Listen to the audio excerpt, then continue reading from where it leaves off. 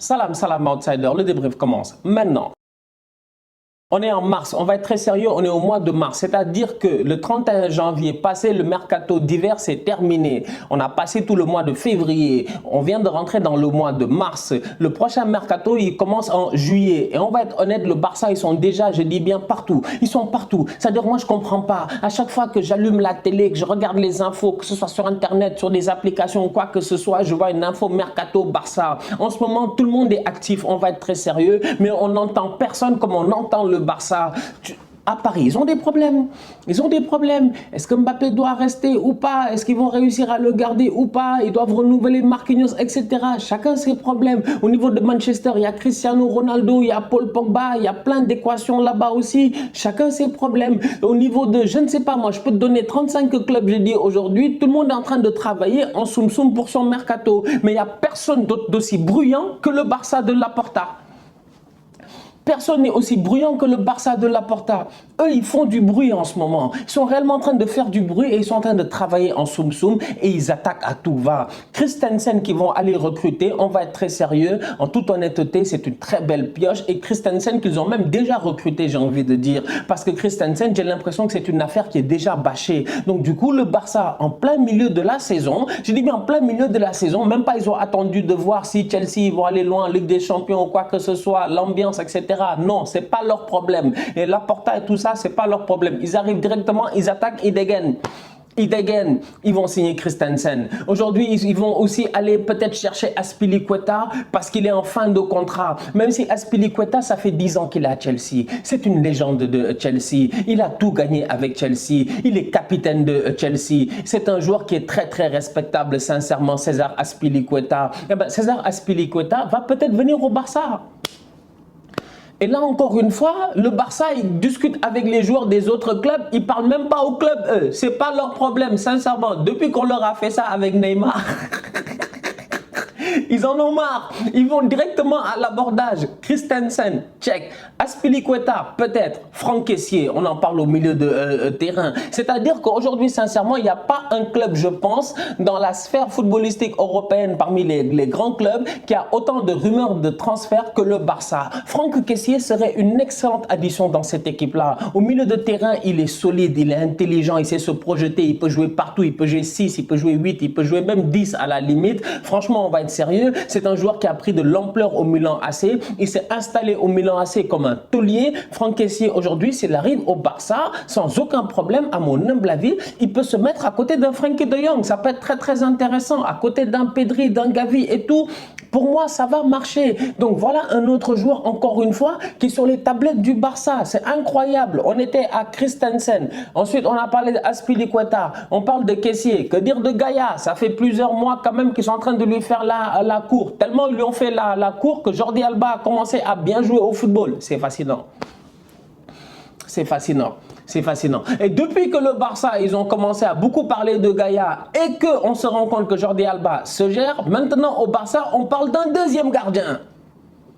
Qui sait? Peut-être qu'ils vont réussir cet été à sortir un top gardien de but qui va enfin venir mettre la pression sur Ter Stegen ou le mettre sur le banc parce que Marc-André Ter Stegen, j'ai l'impression qu'il a besoin, je dis bien, d'un petit coup de pied au derrière, d'avoir un tout petit peu plus de motivation et de se gérer sur un terrain de football. Sur le côté droit, tu as déjà Serginho Dest.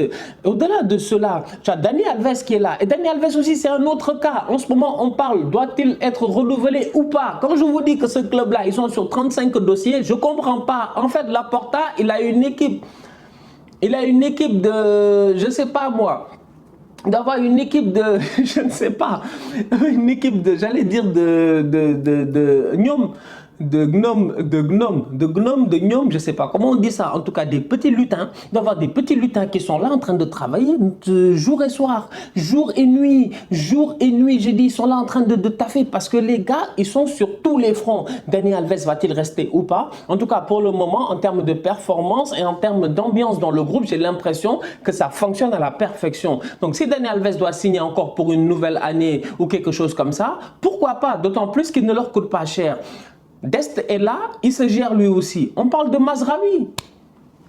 Top player, top top player quand même, Mazraoui de l'Ajax d'Amsterdam. Excellent joueur, on a eu l'occasion de le voir plusieurs fois. L'année de l'épopée de l'Ajax où ils vont perdre face à Tottenham sur le triplé de Lucas Moura. On se rappelle d'un très bon Mazraoui. On se rappelle aussi d'un très bon Mazraoui juste récemment en Ligue des Champions. On a eu l'occasion de le voir avec l'Ajax. Franchement, on va être très sérieux. Ce serait un excellent joueur sur le côté droit. D'autant plus que tu peux même rêver à un moment donné peut-être de faire des liens marocains, Mazraoui, Abdé. Tout ça pour dire qu'ils sont partout.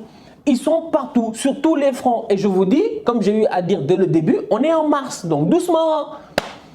Franchement, doucement, je ne sais pas, c'est quoi votre problème? Vous êtes partout. Au-delà de cela, on me parle des caissiers, des Mazraoui, des Dani Alves qu'il faut renouveler. Frenkie de Jong, finalement, il va rester. Tant mieux pour vous, parce que sincèrement, si Frenkie de Jong quitte ce club-là, ce sera la plus grosse erreur que le Barça aurait fait ces dernières années. Parce que franchement, c'est pas sérieux. C'est un excellent joueur de football. Laissez-le vivre sa vie. Petit à petit, la machine de Jong va reprendre. Et même en ce moment, il est très bon sur le terrain. Donc Frenkie de Jong, il est là, il est posé, et là j'apprends quoi? Que Xavi est parti en Allemagne pour rencontrer Haaland. En tout cas, il a pagné. On lui a demandé s'il était à Munich pour voir Haaland, il n'a pas nié. Franchement, lui et puis Cruyff, ils sont partis là-bas pour rencontrer Haaland. On est en mars, je dis, ils n'ont plus le temps de rigoler. Les gars sont sérieux, franchement, ils sont très très sérieux, ils sont sur le dossier Haaland. Maintenant, Haaland, peuvent-ils le signer ou pas? Ça, c'est un gros point d'interrogation. Parce qu'aujourd'hui, on va être très sérieux. Haaland, c'est un attaquant qui est convoité par tout le monde. Tout le monde veut Haaland. Donc du coup, que le Barça il soit sur le dossier Haaland, c'est bien, mais c'est aussi bien que le Barça ne mette pas toute son énergie que sur Haaland. C'est ça que j'apprécie en ce moment, c'est le fait que je vois quand même qu'ils sont en train de travailler sur plein d'autres secteurs dans le jeu. Travaille sur plein d'autres secteurs dans le jeu. À gauche, des ailiers, des Anthony, des je sais pas quoi. Ils sont en train d'essayer de chercher à gauche et à droite comment, je dis, rendre cet effectif-là meilleur. Mais Haaland en tant que tel peut être un joueur qui peut rendre définitivement ton effectif meilleur. Le problème de Haaland, c'est Raiola. C'est Raiola. C'est que Raiola, en ce moment, dans la presse, a l'impression que c'est le poteau de Laporta, que Laporta est gentil, qu'ils mangent ensemble, qu'ils prennent des verres ensemble, qu'en ce moment, tout va bien, c'est le Barça, c'est mes amis, etc. Et tout. Il y a tellement d'hypocrisie dans cette affaire-là que je vous dis qu'un gars comme Raiola, moi, je ne lui fais pas confiance. Il est capable de se lever demain d'un bon pied et décider que son boy va aller dans un autre club, tout simplement parce que les autres auront mis le cash qu'il faut. Et aujourd'hui, sincèrement, même si le Barça reste un club qui historiquement est attractif, c'est un club très attractif. En toute honnêteté, le Barça a le nom, ils ont le stade, ils ont la fanbase, je dis, ils ont la fanbase à travers le monde. C'est un club extrêmement populaire. Tout le monde a envie de jouer au Barça. Sincèrement, tu as envie de jouer au Barça parce que tu sais que si tu joues au Barça, tu seras vu. Et au-delà de ça, tu sais que tu vas rejoindre une équipe qui est compétitive, même si ces dernières années, ça a été compliqué.